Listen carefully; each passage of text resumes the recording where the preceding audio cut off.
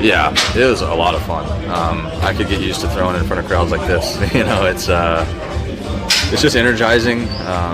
To feel that support and know that it's a competitive advantage. It really is. So I'm happy to be here and happy to be wearing a Padres jersey and playing in front of these fans. I've said just being aggressive. Being aggressive in the box. I'm not afraid to swing and miss. So try to take my walks when I can, but I'm not afraid to swing and miss. Hi, everybody. Welcome to Marty Time TV and the Section 1904 podcast. I am Marty Caswell. That is Darren Smith. And today is Tuesday because that is AJ Cassavell. Hi, everybody. We're brought to you by the all-new Hummel Casino Resort, the Players Place. Guys, nice bounce back for Casey Mize. Tuesdays with AJ. I like this. I like it. Tuesdays with AJ. Yeah. Tuesdays with AJ. Yeah. Somebody. Except next week might have to be Thursday, and it can't become a thing because there's too many times where I have to not do Tuesdays. You mess me up too. When we move you, it ruins my entire week, and I don't know. You just assume that day is Tuesday. Yeah. I assume that day is Tuesday. Everything. If I'm moving, it's usually because my week has already been ruined, so it's nice to also ruin someone else's week. So. Well, it's going to make for a different book title. If we're going to ever write a book about our Tuesdays with AJ, then I don't know if that'll happen. All over the place. I don't think I'm interesting enough. You never know. Don't sell yourself short. You're here once a week. You always say some interesting things. I always learn something when I talk to AJ Cassavell. So I'm expecting to learn something here today. Let me start with this, AJ.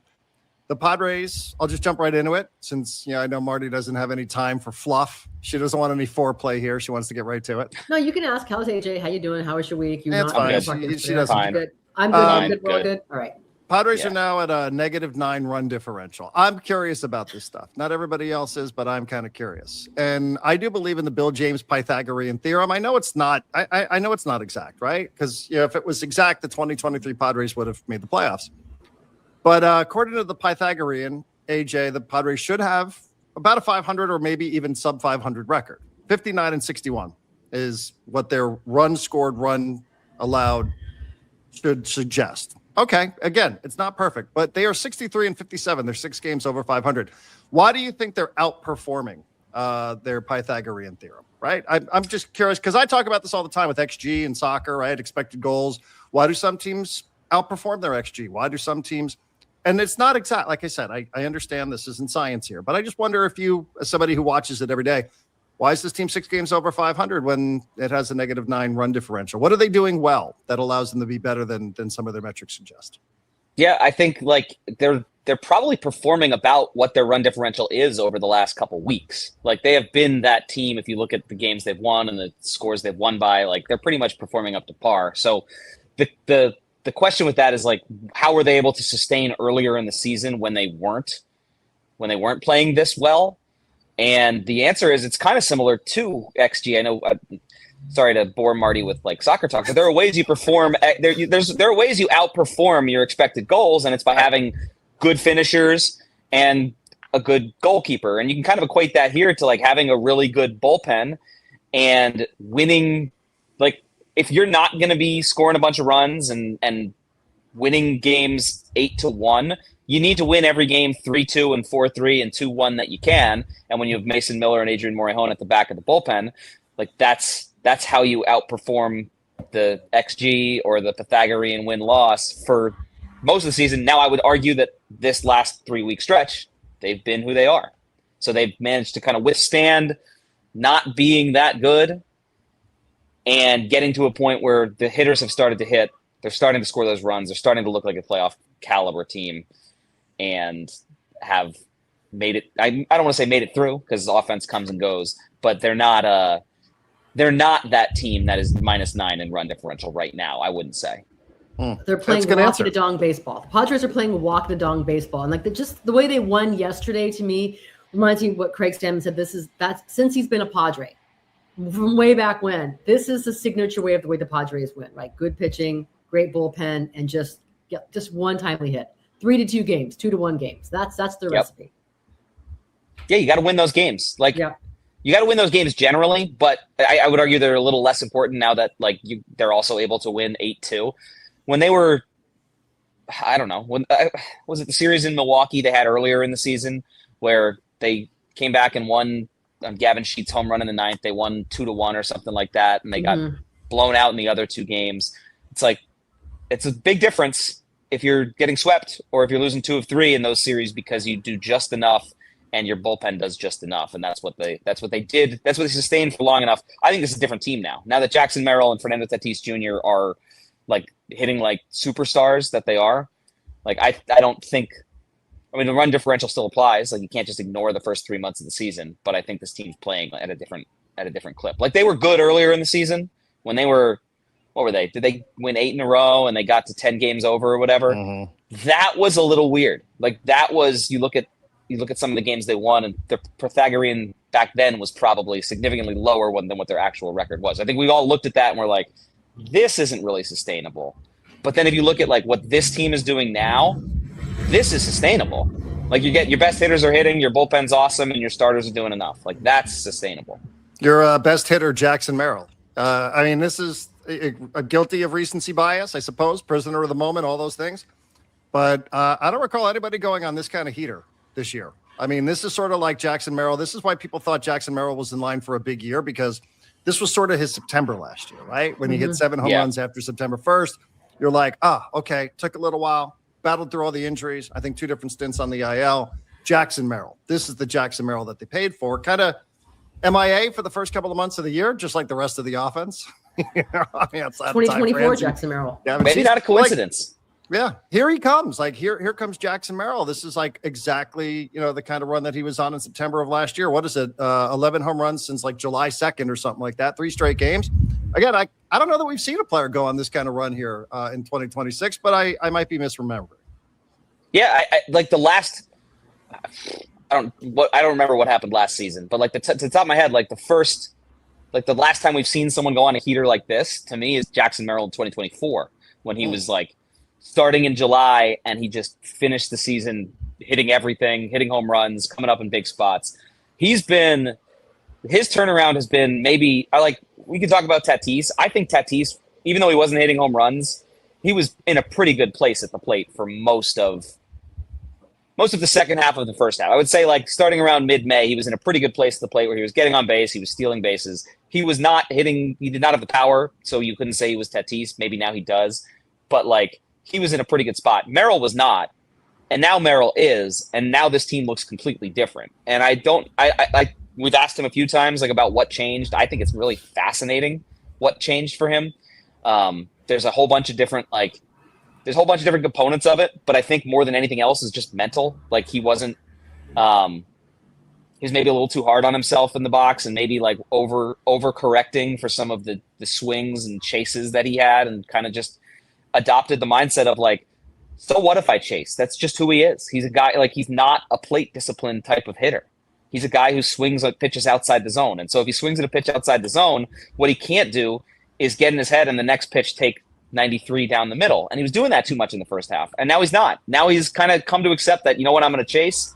And if I chase, so be it. I might hit it out. I might hit the next pitch out. And like, that's been really fun to see. It's been counterintuitive. He talked to us, and I know I'm rambling right now, but I think his resurgence is pretty spectacular. He talked to us in Atlanta, and this is when it was kind of starting to turn. And he said, he's like, yeah, just stop caring about swinging at balls. And that was at the time where I was like, I had him completely wrong. I'll admit to being very wrong on this, because like the whole first half I was saying he needs to stop chasing. Like I don't know how he's going to put it together if he doesn't stop chasing. And he just kept chasing.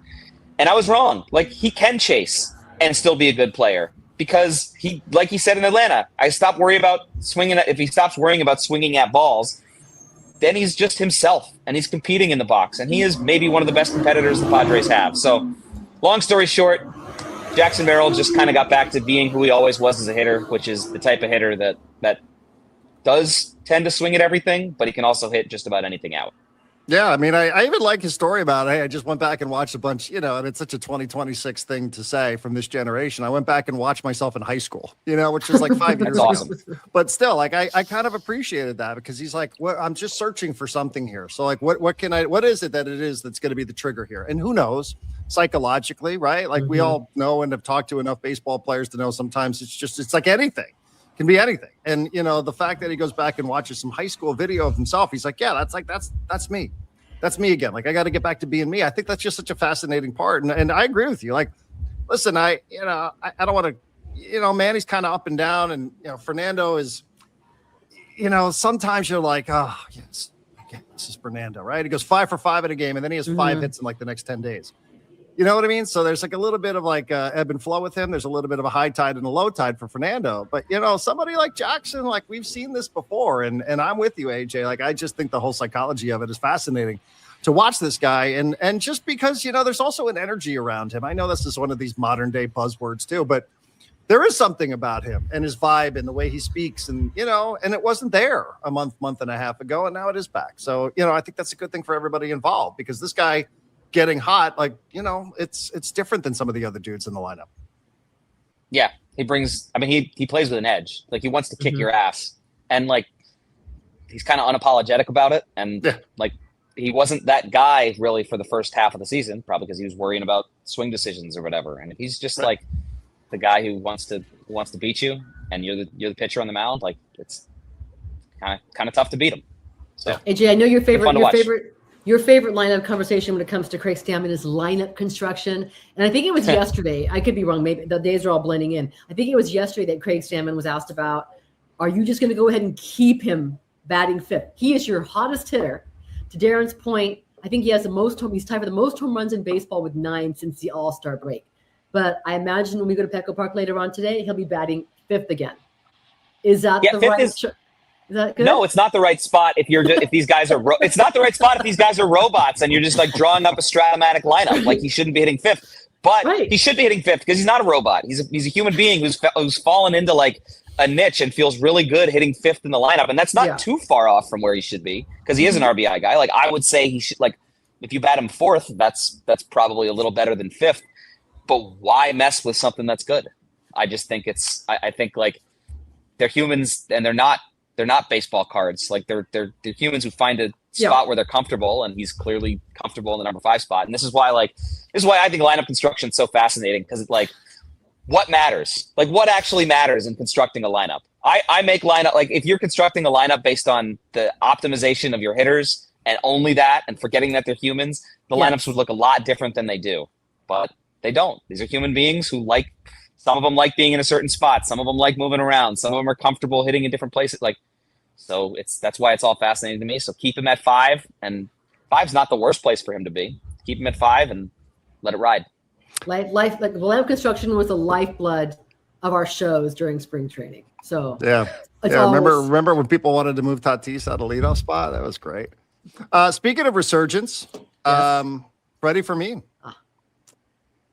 Casey Mize was very complimentary. I heard somebody in the post game ask Casey Mize about what it was like throwing to Freddy Fermin. Yeah, that's right. I recognize that voice. Oh, you do? Okay. He was very complimentary, talked about like, wow, really creative pitch calling and tons of confidence back there. Nothing controversial. I just, creatures of habit, these pitchers are often. And, he's had both experiences with both. I know we saw Luis Camposano catch a no-hitter for Dylan Cease. So again, not shade on him at all, but seemed like that was working. You're Craig Stammen next time through with Casey Mize. Who you putting behind the plate? Probably Freddy Fermin. Like, you want to get these guys into as good a spot as they can be. Like, the 2 new guys, just get them rolling, get them comfortable. And so if it seemed to work with Freddy Fermin last night, which it did, go right back to it. And Freddy Fermin's been hitting too. Like, that's the big thing. I don't think no one's under any illusions that Freddy Fermin is a better defensive catcher. Like, he is a better defensive catcher than Luis Camposano. We all knew that. The question is just like, what's the gap offensively? And lately it hasn't been much. And Camposano's been fine too. Like, this catching tandem has turned into, like, that was a big kind of a black hole in the lineup for a long time. And now it's like, you get to the 9 spot. What was it? 2 days ago, I think Fermin got on twice ahead of Tatis. Like, even just like, then Tatis hit the homer after. Like, that's gotta suck as an opposing pitcher, having to face a hitter that's kind of as pesky as Fermin has been lately. So in the number 9 spot. So, but he's calling a good game. Throwing runners out. Threw 2 of them out on Monday night. Does he lead the league? Does he lead the league in that? Do I have that right, or am I off on that? I believe so. I've seen. I think. Is that a good stat, by the way? That's one of those good news, bad news stats. Like, okay, they're running on you all the time, guy. But like, maybe they're running on the pitchers. I don't know. I think it's a good stat. I've seen different numbers, like Fangraphs and wherever else I saw it had 2 different numbers. So he's either first or second, but he's where you want to be, I guess, throwing guys out. And I guess the percentage is what matters, and his percentage is pretty good. So I know Stammen is against the idea. Well, he said he was of personal catchers, because you never know when a guy you want them to be comfortable with all of them. But right now, especially when you have 2 new guys getting to know everything all over again, right, with Casey Mize and Robbie Ray, what's the argument? Why would they not, if it's working? What's the temptation to go ahead and mix in a Luis Campusano or anything else with any? Well, if Freddy Fermin stops hitting like he has lately, like eventually you're going to get down to a point where you're playing very important games, and you're not just going to go with like the point of having 2 catchers is to sustain 162 and get to mid-September and have both of them relatively fresh. Eventually, you're going to get to a point where you're playing games that are really important, maybe even playoff games, and you got to figure out like which of these guys am I going to play. Yeah. And so if Freddy Fermin isn't hitting like he has, and you're getting to that point, and Casey Mize is starting a game on September 26th, playoff spot on the line, and you want Campusano's bat in the lineup, but he hasn't thrown to Campusano, I do think that's a little bit problem.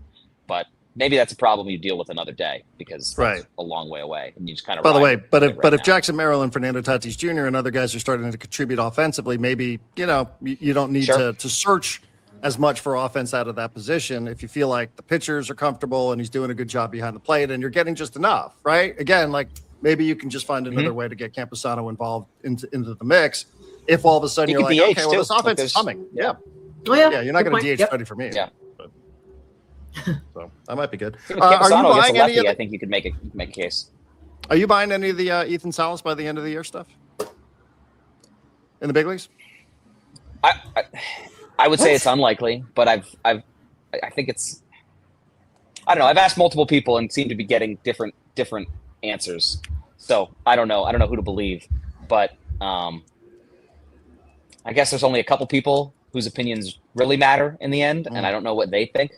So I don't think we're going to see Ethan Salas just because of the way these catchers are hitting. I think Ethan Salas is there because one of those guys, like if one of those guys gets hurt or starts struggling, or you're not comfortable in the playoffs with them, maybe you see them. Here's the argument for Salas, though. Like, he's the guy that you can call up and like there's not a ton of options at AAA who are hitting like he does or have the ceiling to hit like he does. So I don't know.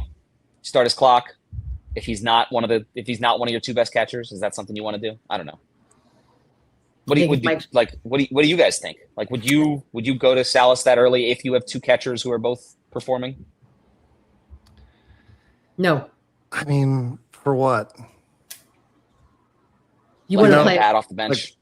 Yeah, I guess. I mean, is he that good? Are I guess. Like at this point, probably not. Or just stats. I mean, these are stats in AAA. We've all fallen for them before.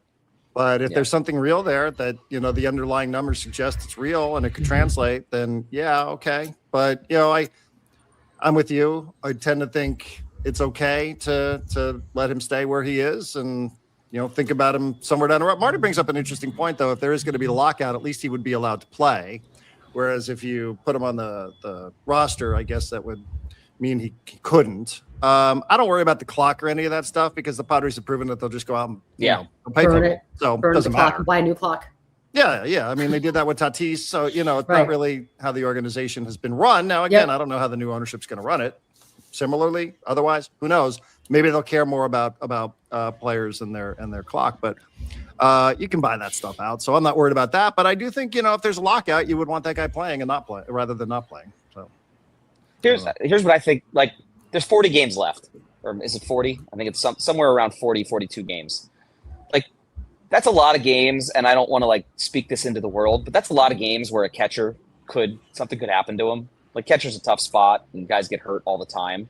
So if Ethan Salas is there at AAA, mashing, getting ready, already looking like a big league caliber defensive catcher, and something were to happen to one of those guys, there's your contingency. Like, all of a sudden, you're in a pretty good spot. But otherwise, I don't think you go away from what you have right now with these 2. So I don't want to speak like an injury into existence, but catching is a tough spot, and you're now covered pretty well. I think they'd be very comfortable if Ethan Salas was suddenly their backup catcher in late September. Is Rodolfo Duran still in this organization? Mhm.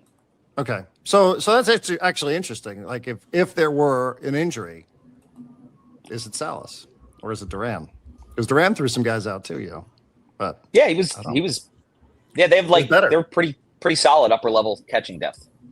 Like it's they're in a better place than I thought. They're in a better place than they were last year when it was It's amazing. Martin Maldonado and Elias Diaz, and they're trying to scramble for the playoff roster.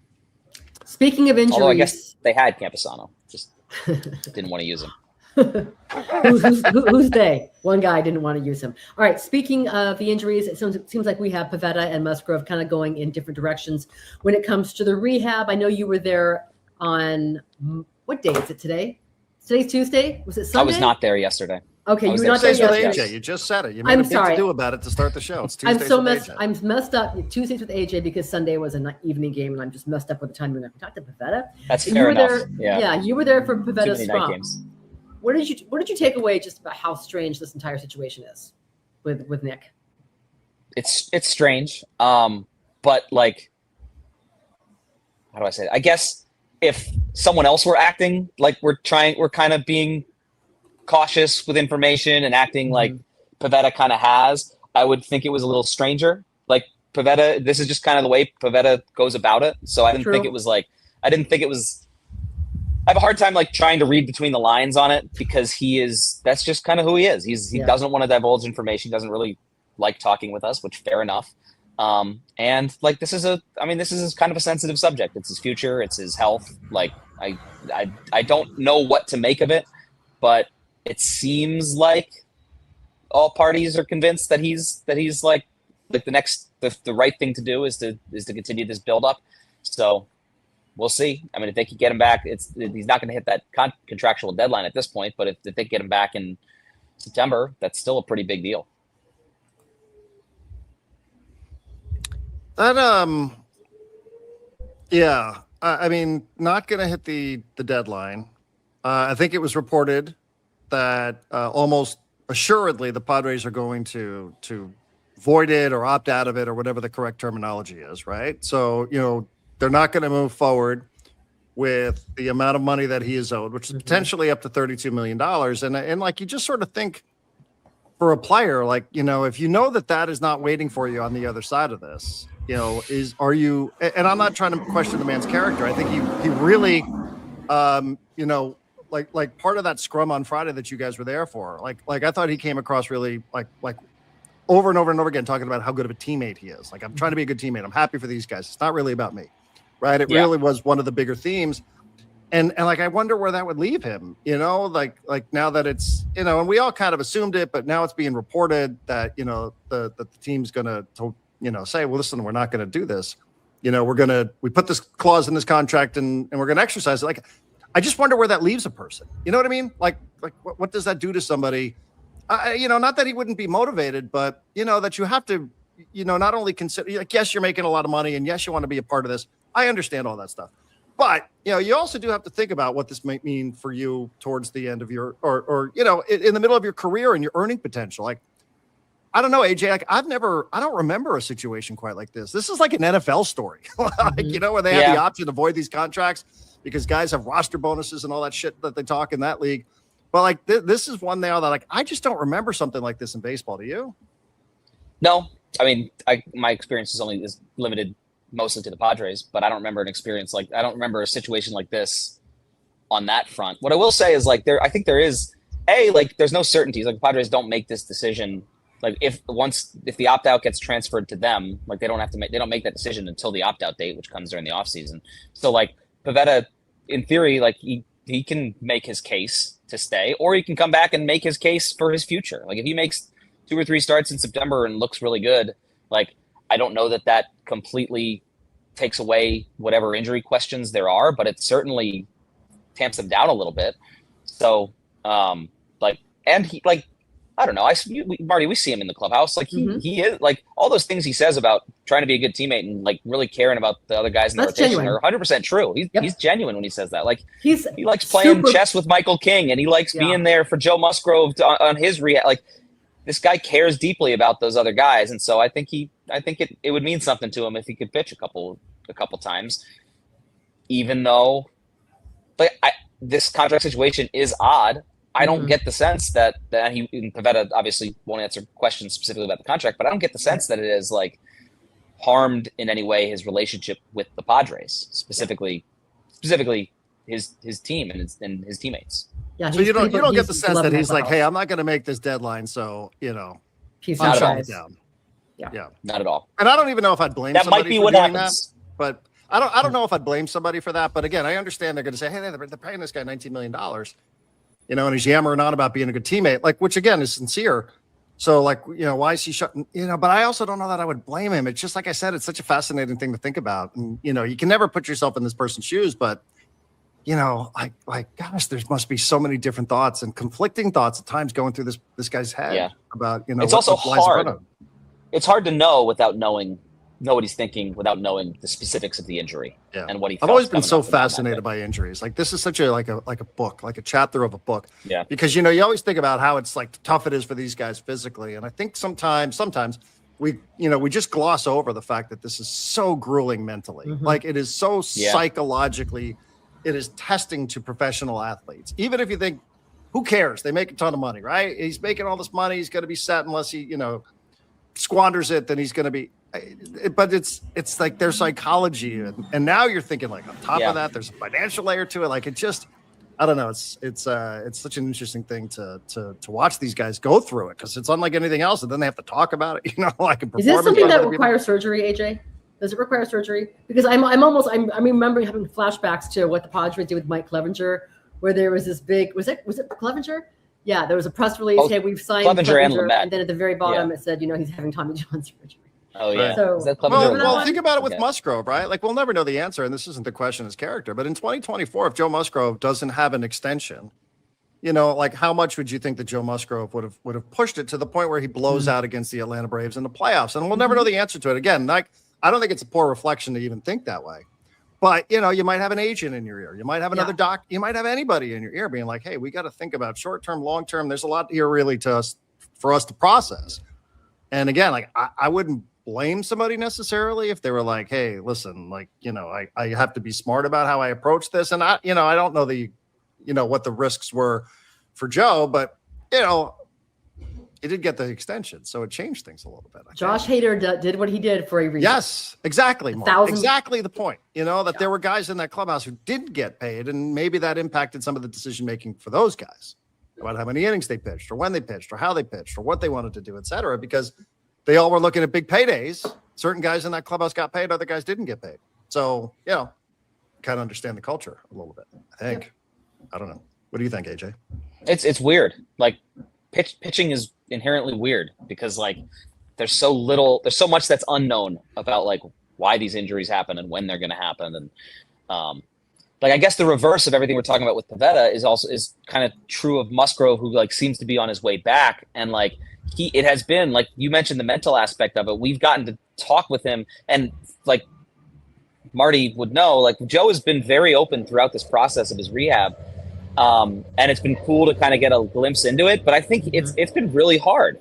And I know, like you said, Darren, these are athletes that get paid a lot of money and they get compensated for their rehab, but in Joe's case, he hasn't been away from the team that often, but they're not doing what they love to do. They're doing this annoying, really kind of grueling process, and it's hard. So when on a personal level, when Joe Musgrove returns to that mound, that'll make me feel really good, really happy for him, because he's been through a lot. He's faced some criticism from the fan base, which I think is completely unfair for his recovery time. He has been working his butt off to come back as soon as he could come back. And it'll be really cool to see him back, whatever happens. And the contract being what it is, fantastic contract that you said that team wise that you sign every time, 100 times out of 100. Yep. He got hurt in the playoffs. It sucks. If he doesn't get hurt, who knows? Maybe he's pitching game 4 against the Dodgers and the Padres win that series. Stuff happens. Major surgery. Stuff happens. Yeah. This guy who's pitching injuries tonight are the knows worst. all about it. How long it takes to go ahead and recover from surgery. All right, guys, I have limited time, so I'm going to ask this of you, AJ Cassavell, because you are a meticulous organizer. You're always very well prepared. I saw that the Major League Baseball put out the playoff schedule, right? And so, Yes. Where have you booked? I'm just listen. I know we have a ways to go, but where have you booked? With the assumption, Darren laughed at my. No, it's not an assumption because there's no assumptions because all these hotels are cancelable. Right. So I have hotels in Atlanta and Chicago, and then Milwaukee and LA for the possible first week. If you assume the Padres are getting the 5 or 6 seed, if they get in, you got to have that first week booked, and that is not that's not a jinx situation or anything. Like I genuinely just don't want to be staying way out in the middle of nowhere in Georgia or wherever. I want to be staying at the Battery. So I've had that stuff booked actually since before the Padres kind of made this run. The Battery? You don't stay at Buckhead? No. I'd like to be able to walk to the ballpark, especially for a playoff game. Atlanta, Chicago, Milwaukee, LA. Of those 4. Well, those are 1, 2, 3, 4. Yeah, it's just amazing that you would think that at one point that LA was going to run away with like the best record in baseball. Well, I'm talking about also so the postseason schedule's out. Yeah. I have my gripe with the postseason schedule, which is I still think the division series should start on Friday rather than Thursday, or rather than Saturday. Like it's the first Friday in October. There should be a baseball game on that night. But like that would be the first day after Game 3. So I guess teams need time to celebrate and then get to their next city. I say, tough it out, deal with it. If you wanted that time to celebrate, you should have won in 2, or you should have won the division. But that does allow me some time to travel. So in theory, I think it's probably Atlanta. Like it would. The Padres are playing right now to try and either go to Atlanta or Chicago. Okay, and that's the likeliest. Maybe LA. AJ, my final question is: you are an avid coffee aficionado. Do you ice your coffee when it's warm like this in San Diego, or do you drink it hot no matter what? You didn't see my TikTok? I did not. I'm sorry, You're I'm not on TikTok? on TikTok. I don't give in to the Chinese communist government, AJ. I'm on TikTok. I have like 8 or 9 videos. Really? That was coffee? No, or, not on coffee. But baseball? my last one was breaking down the series between the series finale between the Diamondbacks and the Padres. It was 105 degrees out, and I had hot coffee, and I made it very clear that hot coffee is the greatest thing ever created, and that iced coffee tastes like dirt. So yes, I did see that. You posted that on Twitter. Or I did post that one on Twitter because that one made But that was from TikTok that I just pulled directly and put it on Twitter. Yeah, did you do numbers on that? Was that a good post? I don't know. Wow. I'll say it's check like Marty. Cassavell. You don't obsessively scroll and find out how many likes you got. I do not do tweets that. And quote tweets you got. No. Oh, yes, you do. No, I don't. My state of mind. My state of mind is in a better place if I don't know whether my posts are doing numbers. TikTok, huh? TikTok. Wow. I have to think about Cassavell, that again. I've been warned that it's bad news. Well, then again, I have an iPhone. It's not something. I'll say this: it's not something I'm necessarily enjoying, but it is something I think that's I can. I don't know if I can talk baseball and reach a different audience. Great. You've been compelled. Right? Yes. Okay. Yes. Oh, good. Right. We get it. We're part of it. I mean, I never wanted to do YouTube shows, but here I am. I didn't want to be on Twitter. Yeah. Fought against it. But there you are. There I am. One of the queens of the app. Oh yeah. All right, guys. I have a project I have to hit. So AJ Cassavell, I will see you later at Steamy Petco Park because I think today is Tuesday. Boy, no House of the Dragon Tuesdays recap. with AJ. What kind of show is this? Did you watch it? Did you watch it? I did. Watched it last night. I'm not ready for it. I'm not ready. Maybe the next show I can go ahead and do the recap. That was heavy. That was heavy. I will say Ormond. Dude, got exactly what he deserved. Yes. Much worse way to go than Sir Christoph. Well, not Crystal. Sir Kristen Cole. Sir Kristen Cole. Mm-hmm. All right, guys. Well, Tuesdays with AJ. Yeah, Tuesdays with AJ. Today is still Tuesday, except next week it'll probably not be on Thursday and not Tuesday. So Tuesday with AJ on Thursday is what we're shooting for next week when they are on the road, Cleveland and New York. All right, guys, thank you so much for watching Marty Time TV and the Section 1904 podcast. We are brought to you by the all-new Hamul Casino Resort, the Players Place. I'm Marty Caswell. That's Darren Smith. That's TikTok star AJ Cassavell. Tiki-talkie. Have a great day. Enjoy guys. your iced coffee. See you guys. Talk to you soon. Bye. It's a great way to play baseball, the right way to play baseball. You know, new era of baseball have gotten away from that, but yeah, just good baseball all the way around, using those flags, you know. Yeah, I think every season has a spurt where it sucks, and then every season has a spurt where it's unbelievable. And I think we're hitting the spurt that sucks, and I think we're going to hit the spurt that's unbelievable, you know. I think our second half is going to show who we are as a team, our ability to bounce back and really be that band of brothers together. So just have faith in us.